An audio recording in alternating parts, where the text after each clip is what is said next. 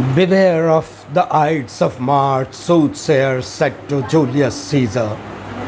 Yes, it was that fateful Ides of March, or say 15th of March 2005, when Colonel B.R. Sharma, the principal DPS Dhanbad, was forced to resign from his post and quit.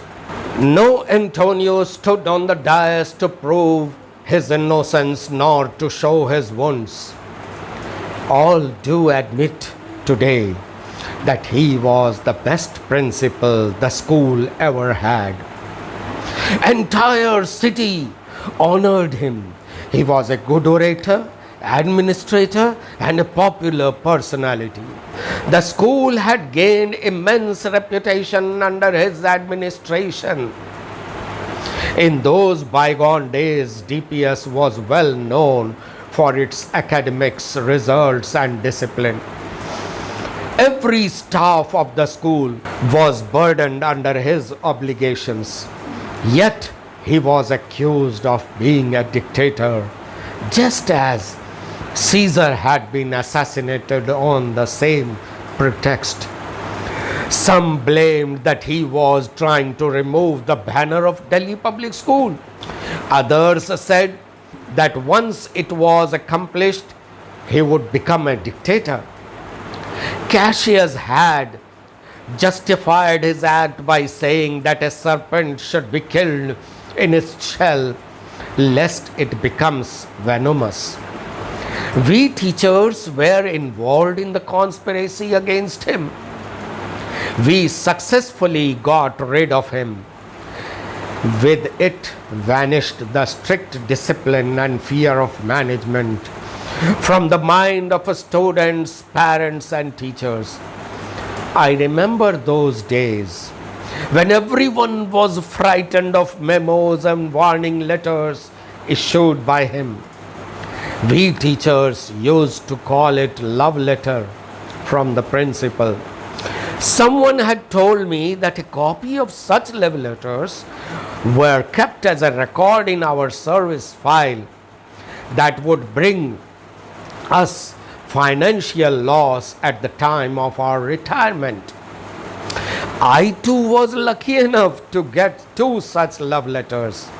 First I know was one of my grave mistakes.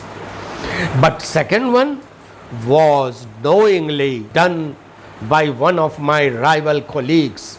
But second one was due to one of my rival colleagues who had knowingly, deliberately placed a student's notebook corrected by me on his table.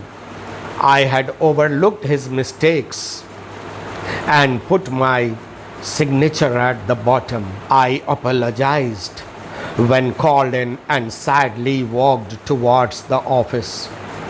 My love letter was lying on head clerk's table. A few senior students were standing inside and talking to him.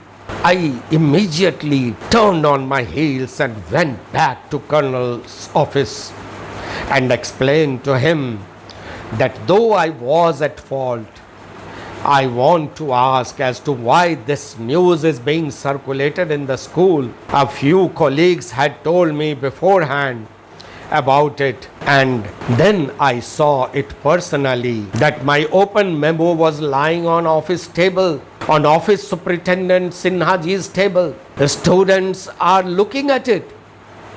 Principal sir at once rang the bell, called the head clerk, and tore the letter into pieces and threw it into the dustbin before my eyes.